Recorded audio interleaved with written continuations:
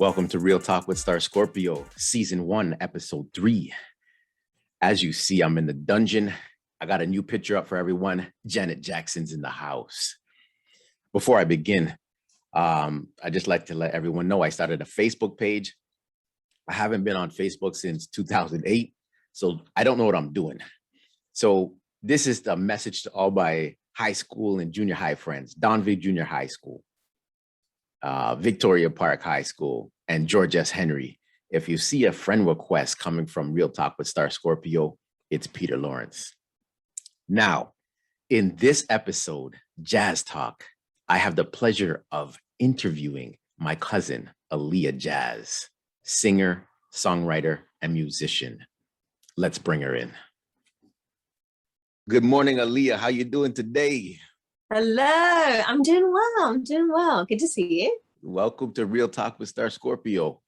Thank you. Great to have you. So as you know, I'm broadcasting here from Toronto. Let the people know where you are right now. Yeah, I'm in London. I'm born and bred in London. So yeah, that's where I am right now, in my room. Nice. I like the background too there. Thank you. Flamingos, the iconic background from all my videos. Yeah. Okay, so Aaliyah, let's start from the beginning. So I'm a little bit ashamed. I didn't know you were a singer. We have a big family, big up the Barbados side of the family, right? Yeah, absolutely, yeah. But I didn't know. But your voice is what I call angelic. And thank you. Yeah, and it brings me a sense of calm. I want to know, how did it all begin for you? It started a long time ago. I'm like 26 now. So I started singing, I don't know, over 10, like 15 years ago. I started singing in church. And like I was part of the like choir. I remember like being part of the choir. I was like too young. I was like just below the age cap, the minimum age cap. But the lady who like organized it, like she was like, "It's fine, you audition, we'll let you in." So I started singing in church there in the choir, and then I started kind of leading worship at church. And then I think only more recently that I've actually kind of taken my music seriously, if that makes sense. But I've been singing for many years, like in and out of church in lots of different kind of capacities. So yeah, that's where it all began. Nice. And do you still sing in church? You go to church and still sing in church? I do, yeah. Still go to church, still sing at church. Yeah, I'm in a different church than the one that I grew up in, but yeah, still singing in church. Love it, absolutely love it. Yeah. Nice. And I don't know if you remember, but do you remember when you came to Toronto? Do you remember when you came? Of course, I remember it fondly. Yeah. Yeah, I have a picture at the Wiggins house. I might put it up for everyone to see. But it was you, Andrew Wiggins, Andrew's family, and my daughter, and Carissa was there too, and Rihanna was there. Yeah, I'm gonna put that up for people to see. But I was quite young, but I do remember. I remember loving it. I remember loving spending time with you guys. It was just so fun to like meet all the family. Yeah, I remember great times. Yeah. Okay. So who were some of your music influences? And keep in mind, I'm old. You're my little cousin. So if you don't say Mariah Carey or Whitney Houston, I'm going to have to do my research. But who are some of your musical influences? You know, I grew up listening to a lot of R&B. Like my dad used to play R&B all around the house. We mostly would listen to like men, so like Donald Jones and Usher and like Joe and Tyrese and all that kind of stuff. So I grew up listening to that, and as well as gospel music as well. But I think a lot of my inspirations now are women who you may not know. There's a real like indie artist called, I guess indie here in the UK, called Brooke Fraser, and I love her a lot because she's an excellent storyteller. Like the way that she like paints pictures with her words, I love. I'm a big fan of Leanne La Havas, who's a UK kind of R&B soul artist. Big fan of Yeba, and like I think I've listened to the greats, obviously Mariah Carey and Whitney Houston, all of that, but I think like now those women are my influences because I listen to their music and I'm like, oh, I want my music to make people feel how their music makes me feel, if that makes sense. Yes. Which is like just like inspired, like energized, like calm. Makes me feel like I want to create, like when I listen to their stuff. Yeah. So who do people compare you to? Because you always get these comparisons. Oh, you sound like this person, you sound like this. But who have you heard that I might know, or I'm going to Google some names? Yeah. I ask my friend, like sometimes when I've been writing bios and stuff, I ask my friends like who would you say I sound like? They always find it quite hard. But people have said that parts of how I sing can sound like her. Sometimes I've sounded like Jorja Smith or Tiana Major 9. They're all young British R&B artists who are out like right now. And so yeah, people have said that, and like, you know, sometimes like people have never like compared me to, I don't know, people don't compare me to many people. Mm-hmm. So I guess it's a good thing. I guess that's Yeah. it's unique. It's a unique sound. Yeah. And I don't know if I sound like anyone really either. I think a lot of like the way I sound has been taken from lots of different kinds of people, you know, like listening to Whitney growing up and listening to lots of R&B growing up. But I've taken lots of things, like I really love folk music as well. So like I've taken like elements of that too, and like, you know, it's all blended into a unique sound, I guess. So yeah. And even on that, what kind of music do you gravitate to now the most? So I know you're saying the folk music, you sang in church, R&B. Yeah. What's the genre that you gravitate to now the most? At the moment, I listen to a lot of like well, there's lots of different things, but I love R&B. R&B is like my first kind of love. I'm listening to I love a lot of funk. I love a bit of funk. Yeah. Loving like the 70s genre at the moment, just listening to a lot of like Marvin Gaye and Stevie Wonder. Oh yeah, classics. The classics. Yes. Nothing beats it. Like, will anything ever be better? I don't think so. Yeah. Okay, so you name some artists. Who would you like to collaborate with? And you could even say dead or alive. Who would have been someone that passed that you would have loved to collaborate with, and alive right now? Who would you like to collaborate with? I would have loved to sing with Luther Vandross. That would have been that would have been incredible. I would have loved that.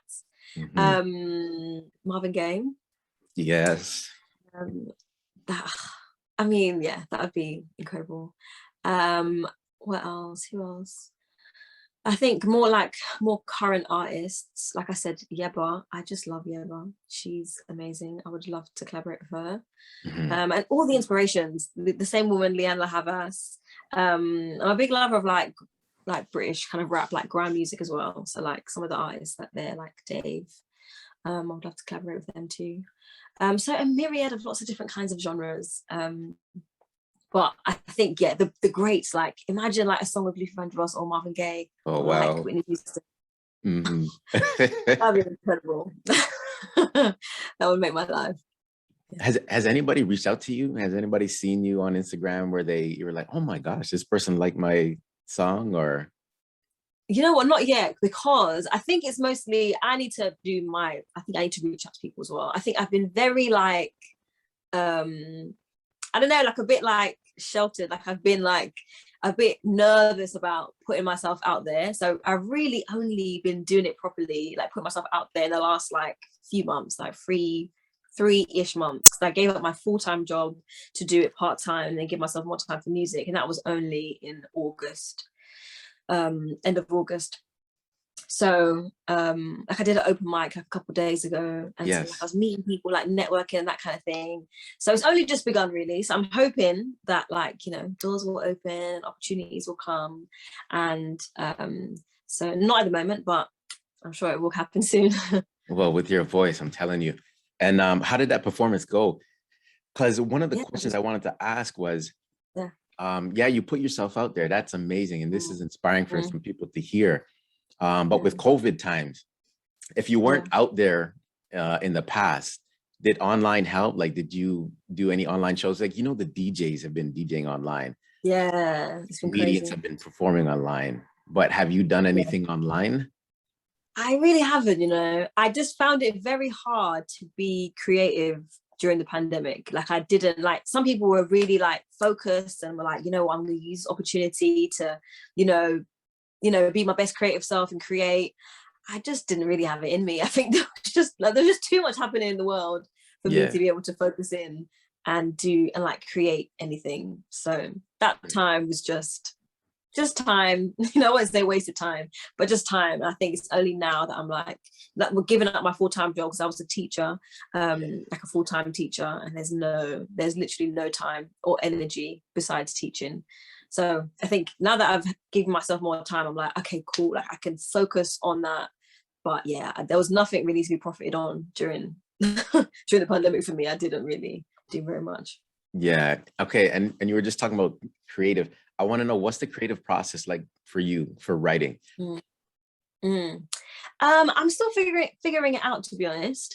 I have lots of unfinished songs, but the one that I'm hoping to like fund and release soon, I wrote that all by myself. Like I wrote the music, I wrote the lyrics, and what I did was I wrote the music first. I like to like figure out what the vibe is for the song. I normally have a concept, I know what I want to say, and I'll try and like write the music to fit that vibe. So I did that, and then I wrote the lyrics, and the song that I'm hoping to release soon is called Forever. And I wrote the lyrics and I kind of blitzed like the first half in like a few hours, but then it took me quite a few months to finish the rest, because I was like, I loved the beginning part of it. It took me a while for me to get to something that I felt was at the same standard.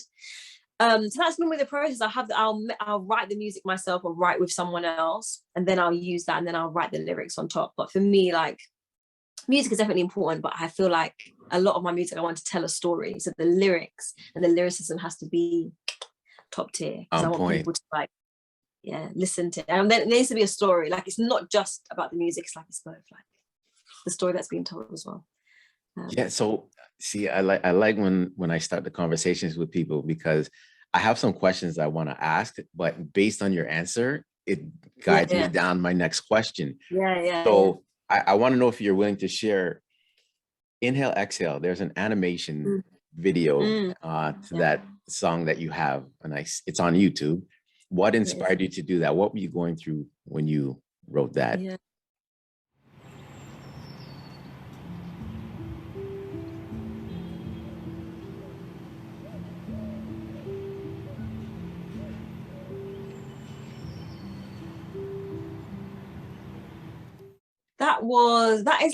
That song, I really love that song. It's very, very different to the kind of music that I want to make long term. But I think being like an independent artist and not being like signed to any label, it's fun at the moment, because I wanted to make that song, and so I did. And so me and my friend were having a conversation like during lockdown. We were finding it really hard to kind of, connect with ourselves and kind of connect with God as well. And so we were talking about it, and we talked about the fact that it was often art that helped us to kind of have moments of like, I don't know, of like feeling present, of like grounding, helped us to feel like inspired to do whatever we wanted to do next. And so after that conversation, I was like, you know what, I would really love to have a song that gives me that feeling, like a song that makes you stop for a moment and like energizes you and rejuvenates you, and you feel ready to take on the rest of your day. So that's the song that I wrote. And so me and my friend, his name's Peter Udall, and I gave him like the idea and the little, the ideas that I had one kind of melody line for the song, and then we sat down over Zoom and we basically kind of wrote. He's a pianist, or he's a multi-instrumentalist, he plays like every instrument. But we sat down and like figured out the music, and then it didn't have lyrics at the time, and we basically wrote the song in a few hours as well. And then I'm very proud of it. Like, I listened to it and I have that exhale moment. I'm like, okay, I'm ready. And it's been so amazing to like hear my friends and other people listen to it and have that same experience. So it was really fun doing that. Right. And do you play instruments too? Like, what do you play? What did you learn? Yeah, I play guitar. So I've taught myself the last few years. Even though I would think I need to like get some lessons to like elevate to the next level, Right. Do you have a clothing line? What is the Inhale, Exhale? What is this about? Basically, I decided, like I said, because I'm an independent artist, so everything that I do musically is funded by myself. So I don't have any outside input. Like I'm currently applying for like funding from like arts councils or like PRS or PPL, but all that I have is funded by myself. So making music is very expensive. So I decided that I was going to like get some money in by making my own merch. So I designed the t-shirt with to go alongside the release of the song. And yeah, I just told like, you know, my friends and family and everyone that follows me on my socials, like, I know you guys, I've played the song Forever to quite a few people, and I'm just like, guys, like, you want to hear it, like, help me out. So I'm just like, you know, made the merch, and there's tote bags and there's art prints, and so I'm putting all that money into the music, so that I can pay for everything. So like, you know, pay for producers and sound engineers and for artwork, and pay the musicians, because I have a very clear idea of how I want the song to sound, and it's going to take quite a few musicians, and so it's gonna cost money. So I decided to be proactive and just like do something to help kind of fund that a bit. That is great. Artists always have to put in to get back. So exactly. It's good that you're doing that. So you know what I'm going to do right now. So if I was interviewing a hip hop artist, I would ask him to freestyle right now for me. Can you belt something up for us? We want to hear something. Okay, great. I can sing the chorus of my song, the song that I've been talking about forever. I'll sing a little bit of that. Yes, I want to hear that, girl. Okay. I don't even know you well. High and by is all we share, but I've already thought out forever. I try to take one step at a time. My heart leaves all logic behind, and I've already thought out forever. That's the chorus of the song. Oh my. Nice, Aaliyah, nice. Okay, so your name, Aaliyah Jasz. How did you get that Jazz, the J-A-S-Z? Yeah, it's actually my name. It's my given name. My middle name is Jazz, and my dad just wanted it to be spelled differently, so he just changed the double Z to an SZ. So quite an easy choice. It's my name. So Aaliyah Jasz Walters. Yeah. Yes, exactly. Yeah. So I had a question from my friend Jamal in Detroit. He's like, how has social media influenced the music industry? You're a millennial, right? Millennial? I think so. Yeah, millennial, not Gen Z, millennial. Yeah. So you grew up in social media and everything. So yeah, I don't know if you know all the struggles that people went through in the past, but how has social media, all these platforms helped out in getting your music out there and getting seen? I think immensely. I think it's just so much easier as a creative now to get your work out there for people to see it. Like, like for me, even with this song Inhale Exhale, like I created it with my friend over Zoom, and then I recorded it in my bedroom. I sent it to someone to mix like over email, and then like I put it out, and that was it. Like I didn't have to go and like physically go and do anything. I didn't have to go give out my stuff to like radio shows or whatever, or like get it in a CD shop or whatever. I just got it out there, put it on Instagram, put it on other socials, and then it goes out, and then people hear it, and then that's it. So it's been like incredible that way. And I think just also having the opportunity to like showcase my talent, especially like now that the world is opening up now, we can go and see live music and that kind of thing. But like record something in my room and send it out, and then thousands of people are seeing it and viewing it and like sharing it with their friends, and then like so like Instagram, like TikTok, all of that stuff, it's amazing for creatives because you get the right kind of content, and just people just pick it up like that, and then before you know it, like loads of people have seen your stuff, and it can draw in just so many fans. So it's amazing, honestly. It's hard I think I'm working on like consistency with content, because it's hard to keep up. Yeah. But it's amazing. It's amazing. A wonderful tool for like any creative, I think. Now, and you can collaborate with people all over the world too. And yeah, exactly, all over the world. Like if I found like a producer who I thought was really great for my sound, like we can work like remotely. I think that's one of the only positive things that's come out of the pandemic as well. Like people have like been forced to work remotely, and now we're like, oh, like I could work with someone like around the other side of the world on my project, and that's cool because like we've all made different adjustments, and that can happen. So that as well is pretty cool. Yeah. So I seen a cover that you did. Is it Colors of the Wind, Pocahontas? Yeah. Right. Is that one of your favorite covers that you've done?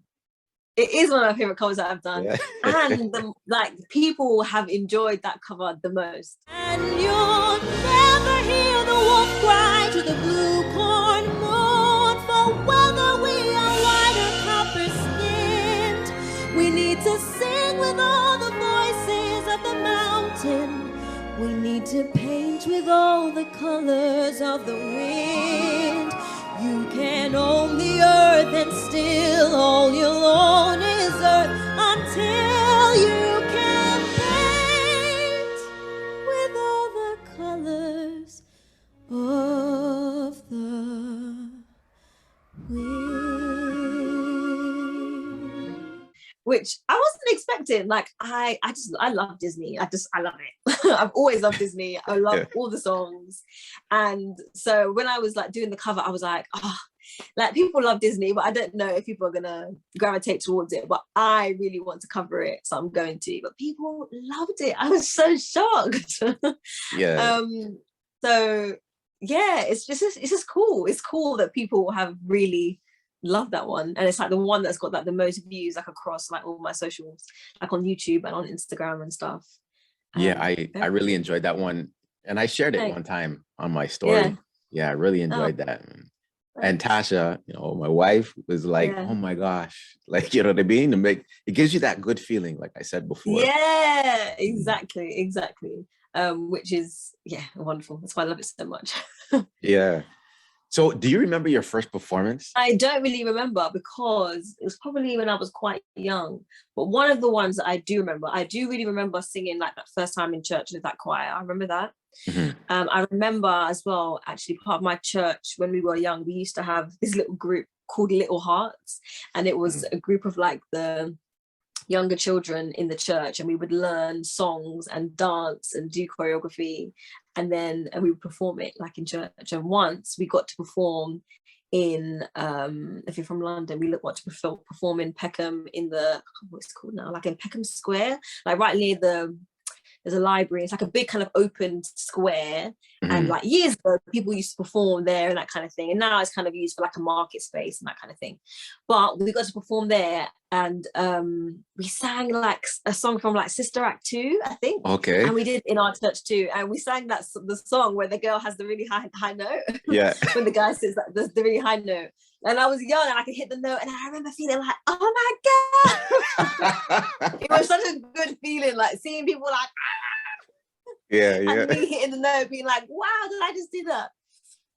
So that was cool. I think we, as a church, like they did a great job of like building our performing art skills and like boosting our confidence, because like we did so much of that as like children and then young people.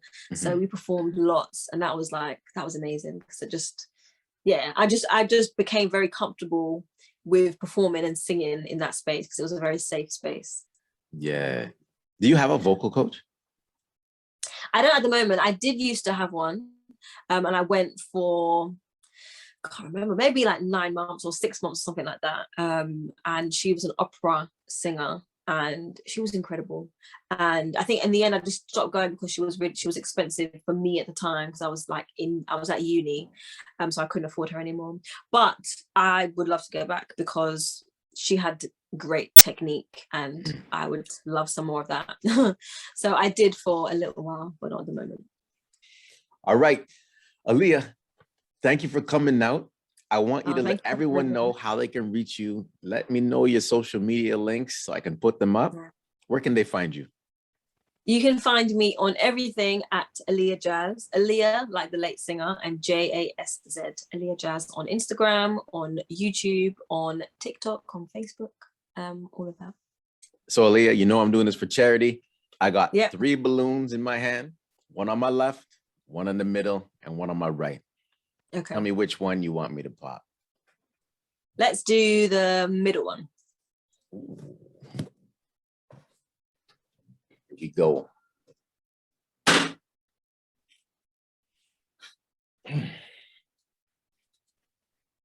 Now, the third charity Star Scorpio is donating to is another special one that means a lot to me.